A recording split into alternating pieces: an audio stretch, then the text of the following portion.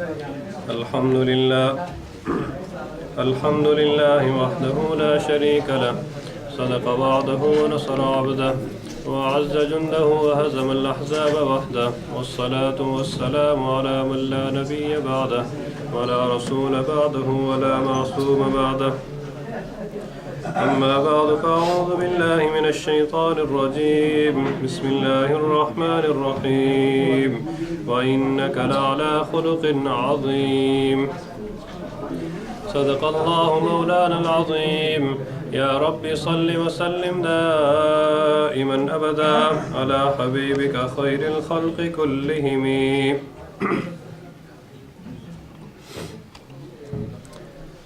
My dear respected elders, youngsters,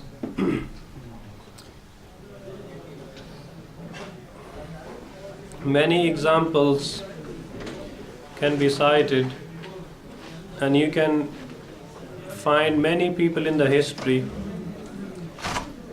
and famous prominent personalities who, in addition to their benefiting the mankind in their respective lives, equally had profound impact on society even after their demise. So you'll find many people who benefited the whole or most of the people in society when they were alive. And you can also find many people who left good legacy behind, who left good teachings behind, that even after they passed away, people still benefited from their teachings. You can cite many examples, but you will not find any example in the history. You will not find any person in the history that not only in his life, not only even after his life, but even before his life, people benefited from his blessings. And this is no other than Prophet Muhammad sallallahu alaihi wasallam. Other people benefited the humanity in their life and even after their demise by the fortune of good legacy they left behind. But Prophet Muhammad sallallahu alaihi wasallam is the only person in the history that even before he was born, people experienced the blessings of his arrival. For example, we all know that Prophet of Allah was not born yet. He was born in 571. 50 days approximately before he was born, 50 days prior to his birth, before he was born, the famous incidents of people of elephant happened. The Abraha, the Yemeni governor, the governor from Yemen who was not Muslim, he wanted people to come to Yemen, not to go to Mecca, because people went to Mecca for Umrah and Hajj in large number. So he said, you know what, it's good fortune of business, why not divert them to Yemen? So make a Kaaba here and call them here rather than sending them to Mecca. But who would listen to his message? Because people didn't go to Mecca for business, they went for Hajj, they went for Umrah. But his plan failed. He made a beautiful palace, but nobody turned to Yemen. They still went to Mecca. So he said, you know what, I need to go and destroy this Kaaba. Na'udhu billah. I need to go and destroy this Kaaba so people don't even go to Mecca. They come to Yemen. So he came with this big army of elephants. Alam tara kayfa fa'ala rabbuka bi ashabil fil? Quran said, don't you know the story, Allah, what happened to the people of elephant? When he reached Mecca, Abdul Muttalib, the grandfather of Muhammad sallallahu alaihi wasallam, he was in charge of Mecca. He said, these people are powerful, I cannot defend the Kaaba. So he said, you know what, Allah is the owner, he will deal with it. He left it to Allah. And Allah did what he had to do. Allah sent the small birds like sparrows with small, pebbles in their beaks, and they chucked miraculously, all of them, were destroyed, and Allah defended his Kaaba. This happened when? Before Prophet of Allah was born. Now, ulama and scholars, they write, this was the miracle. This was the miracle of Prophet of Allah. Now, for your information, any supernatural action performed by any prophet is called mu'ajiza. It's called mu'ajiza. Any prophet did something supernatural which is not common, is called mu'ajiza. if any supernatural action performed by the Prophet pre-prophethood is called irhas, and any supernatural action performed by a non-prophet but pious Muslim, non-prophet but pious Muslim, is called karamat, karamatul awliya haqq. And any supernatural action performed by the disbeliever, even the enemy of Allah can perform supernatural actions. This is called istidraj, meaning Allah is giving him respite.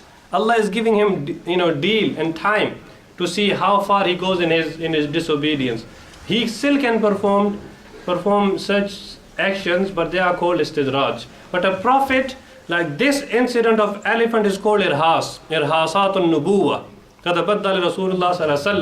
such actions happened before Prophet of Allah.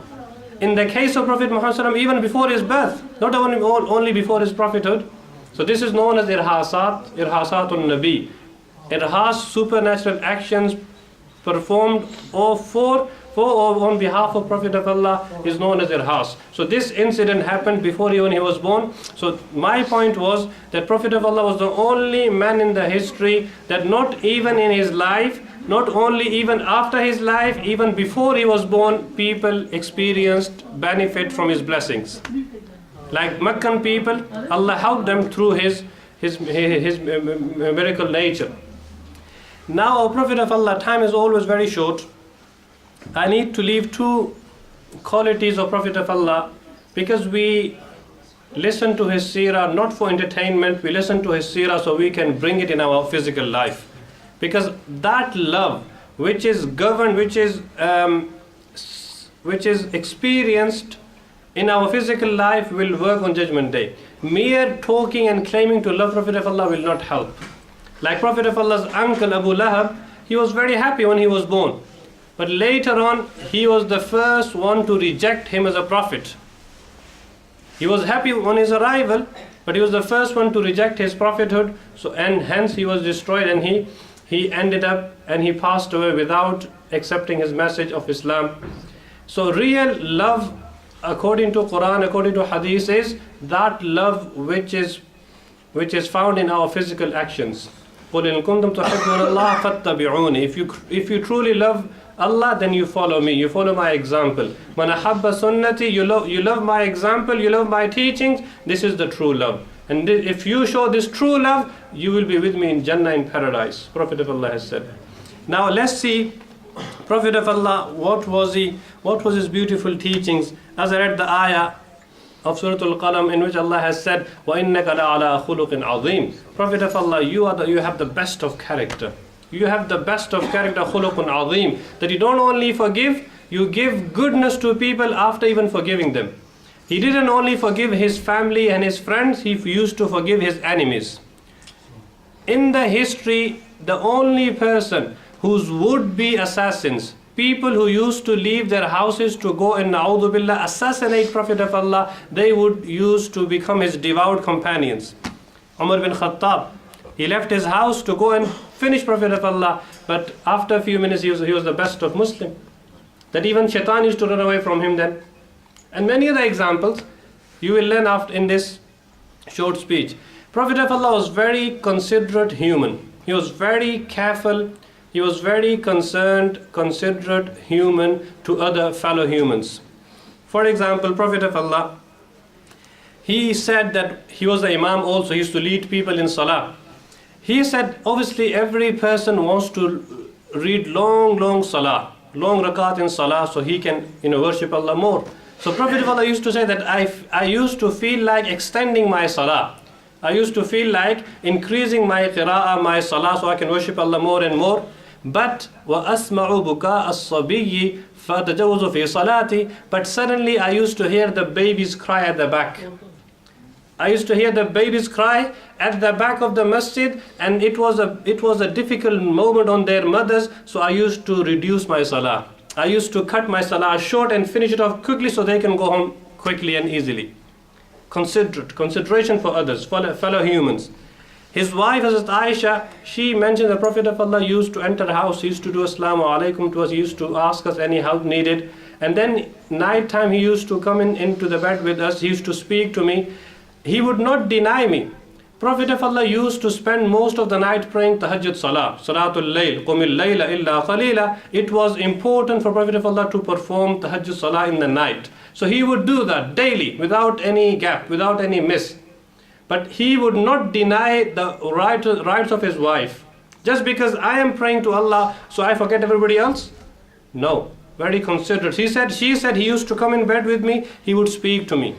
He would speak to me until I fell asleep. Then he would slowly come out of the bed and he would go on the musalla and pray his salah. Now he would walk in such a manner. She said when he used to come to the house, he used to greet, he said Assalamu alaikum, in such a soft sound that people who were awake, they heard it, and people who were asleep, they never heard it. And we go Assalamu alaikum as if we're doing the salam. I want to disturb everybody else. I'm doing salam, brother. Say wa alaikum assalam to me. But brother is sleeping. Don't disturb him. So Prophet of Allah didn't disturb people around him. He only gave the salam to people who were awake. And then he would walk in the house in such a manner that people who were asleep did not get disturbed. Very considerate human to the fellow humans. And then Prophet of Allah, he even said to people that, people in those days there were no toilets like today. So people would go to farms and fields and look for private place in order to to complete their natural call and to urinate somewhere around. So he said, when you do that, do not urinate in the ant hole. Subhanallah. Islam didn't only teach us to respect the fellow creature's rights. Prophet of Allah is teaching us that when somebody urinates in the hole or somewhere out, do not urinate in the ant hole. This is their house. Don't disturb them. The ant might think it's flooding and the water is too hot. So you shouldn't. Prophet of Allah said, don't even. So Islam didn't teach us to respect the fellow human's rights or fellow creature's rights. Prophet of Allah is teaching us not to even urinate in an ant hole. Such beautiful teachings. Now Prophet of Allah, the second best quality he had was كَانَ يَقْبَلُ عُذْرَ الْمُعْتَذِرِ. كَانَ يَقْبَلُ عُذْرَ الْمُعْتَذِرِ. He used to accept the apology of those who used to apologize. Without any second thought, without any, playing around with that person. As soon as somebody used to ask for forgiveness, they used to apologize, he would accept the apology straight away. I'll give you two examples. Prophet of Allah left Mecca on the way to Medina. In the journey of Hijrah, migration to Medina, the migration was with the order of Allah. Prophet of Allah and Sahaba, they didn't have good time in Mecca. People never let them worship Allah openly, and they persecuted them. So Allah told them, go to Medina. So Prophet of Allah with Abu Bakr Siddiq, with Amir and Abdullah bin Abi Ariqat, these four people, they left Mecca in the night to go to Medina. This was Hijrah journey. Now people in Mecca, the elders of Mecca, the mushrikeen in Mecca, they wanted to, na'udhu billah, finish Prophet of Allah. So they said, the head price for Prophet of Allah is 100 camels. If anybody brings Prophet of Allah back to us, whether alive or dead, we will give him 100 camels. Head price. Like today, $50 million for somebody who brings so-and-so person to us. So 100 camels for such, anybody who brings Prophet of Allah back to Mecca, either alive or dead, 100 camels for him. Now 100 camels were big price. People couldn't afford one camel. Now everybody is their eyes open. Yes, we will become millionaires over the night. So Suraqa bin Malik, one person, Suraqa bin Malik, he said, you know what, this is a good chance. I was looking for lottery. This is a good lottery. I need to do something now. He got on the horse. He took his sword, and he left in search of Prophet of Allah. Prophet of Allah didn't take the normal route. He took the different route, which was not very common to the people. But Suraqa bin Malik, he was searching Prophet of Allah, and someone told him, we've seen few people, their caravan walking, they're going through this way, so maybe you can find him this way. Then he went this way. Now Suraqa bin Malik, he found Prophet of Allah with his 3 companions, and he surrounded with his army. He surrounded Prophet of Allah and to capture him, to take him back to Mecca. Now Prophet of Allah, he had Allah with him. I always say, when you are in trouble, who do you turn to first? Who should you turn to first? Who do we turn to first? We turn to Allah when we try everything else. When we fail, then we come to masjid. Imam Sahib, please make dua for me. What happened? Oh, I went to the hospital, this, nothing happened. Now I'm turning to Allah. No, turn to Allah first. Turn to Allah first, then Allah will facilitate everything for you, inshallah. As long as we have the strong iman in Allah. So Prophet of Allah had Allah on him, and he looked at heaven and said, oh Allah, I need your help today. Suraqa is here with his people to capture me, to kill me, to take me away. Oh Allah, help. As soon as Prophet of Allah looked at the heavens, Allah ordered the earth. The earth started swallowing and sinking Suraqa with his horse in. So his horse legs started sinking in the earth. Suraqa realized, you know what, forget the 100 camels, this horse will go away as well. If I don't ask for forgiveness, this horse will go, forget the 100 camels. So Prophet of Allah, please, I made a mistake, please forgive me, you're the true Prophet of Allah, I will not do it again. He said, okay, I forgive you. Allah, release him. SubhanAllah, Allah release him. It's like the earth has become the army and the bodyguard of Prophet of Allah. So he became normal, he came out of the earth.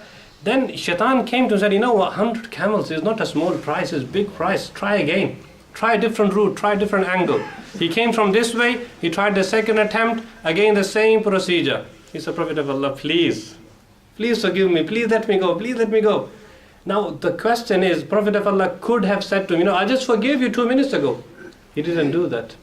He said, yes, I forgive you again. So he used to forgive the people without reminding them of the first forgiveness. His second time, he tried the third attempt, same thing happened again. Prophet of Allah, this is the final time. He said, okay, I forgive you third time. He forgave him, this guy melted, he said, I become Muslim. He read the kalima and he became Muslim. And he said, Prophet of Allah, can you please write for me that you have forgiven me and I became Muslim so nobody can, question me after this. Prophet of Allah did this, and then he went back to Abu Jahl, the leader of Mecca, and said, you know what, forget it. Forget trying to capture this man, he is with Allah. Allah is with him. And I tell you now, I'm a Muslim. And I tell you before you regret that you also accept this message, before you regret on Judgment Day. Abu Jahl was Abu Jahl. He didn't change his. So Prophet of Allah kept his journey and they kept on going to Mecca. Another group of people led by Buraida Aslami. This is amazing. I'll finish on this inshallah. Buraida Aslami led 70 people and he also came to take Prophet of Allah back to Mecca, either alive or dead, for 100 camels for the big prize. Now Buraida Aslami, Buraida, just keep his name in your mind, Buraida Aslami. Now he came and he surrounded Prophet of Allah after a few miles, and Prophet of Allah was very calm, very relaxed, because he knew that Allah is with me. So Buraida Aslami surrounded them and he said, you know what, we need to take you back to Mecca, because you flee our country. And then he said, okay, before I do this, tell me, who are you, man anta? Prophet of Allah asked him, imagine you are captured and you are surrounded by FBI, MI5 and MI6, and you talk to them, you engage them. So Prophet of Allah said, man anta? Who are you, brother? What's your name? He said, Ana Buraida. My name is Buraida. Now here, pause. Prophet of Allah used to deduce good meanings from good names. So in Islam, there is good luck. There is no room for bad luck. In Islam, there is no bad luck. Sometimes people send you a message, you know what, brother, do this, do this, do this. And if you send this message to 7 people, you will get this. If you don't, bad luck will happen to you. This is not part of Islam. In Islam, there is no bad luck. Many people have the weak iman. They say, you know what, if they see a black cat in the morning, oh, my day is not good anymore. This is not part of Islam. This is not Islamic teachings. So yes, you can deduce good luck. You can say, yes, good luck will happen, no bad luck. So Prophet of Allah used to deduce good luck and good fortune from pleasant situations. This situation, what happened? He said, Ana Buraida. My name is Buraida. Now, Buraida in Arabic is from the word Baruda Yabrudu, which means to be cool and calm. To be cool and calm. Situation apparently is very worse for Prophet of Allah because he is about to be being captured. So the situation is very worse, but he was very calm. He said, Ana Buraida, I am Buraida. Prophet of Allah said, in this means Baruda Amruna wa Saluha. Because Buraida means to be cool and calm, this means that you coming here will make our matter easy and calm. Subhanallah. He surprised. Then he asked him, which tribe you from? Which tribe you are from? He said, Ana min Aslam. I'm from Aslam. Buraida Aslami. He was from Aslam. Now, Aslam in Arabic means protection. Islam, Muslim, protection, peace, submission, all these meanings.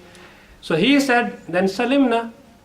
If you from Aslam, this means we are protected, because Aslam means protection. So you coming here, Allah inshallah will bring good luck for us in the means of protection. So you are protection for us. And then he asked him, which tribe or which branch of the tribe you are from? He said, I'm from Banu Saham. Banu Saham. Now Saham in Arabic has two meanings. One meaning of Saham is arrow, and second meaning of Saham is share. Sharing is carrying, your share, my share, that's this share. When he said Saham, Prophet of Allah said, this means kharaja sahmukal Islam, your share of Islam is also confirmed.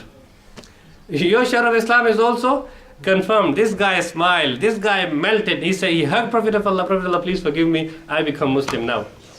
And all these 70 people became Muslim. Now the question is, was Prophet of Allah on the way to call people to Islam, or was he migrating? He was doing his journey, he was just traveling. In his traveling, this is the effect on people. Imagine when he will really, truly call people to Islam.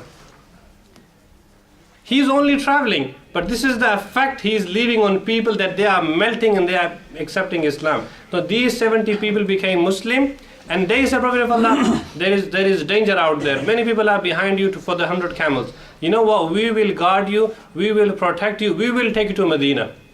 So they came to arrest him, but now they're taking him as protection to Medina. This was Prophet of Allah. The point was, number one, he was very considerate human to others. Number two, he used to forgive, and he used to accept the apology of those who used to apologize. This is the beautiful teaching of Prophet of Allah, which we need the most today. Prophet of Allah showed miracles to people. Abu Jahl, the moon became into two pieces, into two parts. Many other miracles Prophet of Allah shown, but nothing changed their hearts. But when Prophet of Allah conquered Mecca, when he came to Mecca, he just said, La tasriba alaykum al-yawm. Today I forgive all of you. The same people who persecuted him, who took him out of his own land, he said, I forgive all of you. When he said that, they became Muslim. So forgiveness, humbleness. This was our Prophet of Allah. May Allah enable me and then yourself to act upon this and really bring this in our life. So all this hatred around against the Muslims, inshallah, will be reduced. Jazakallahu khair.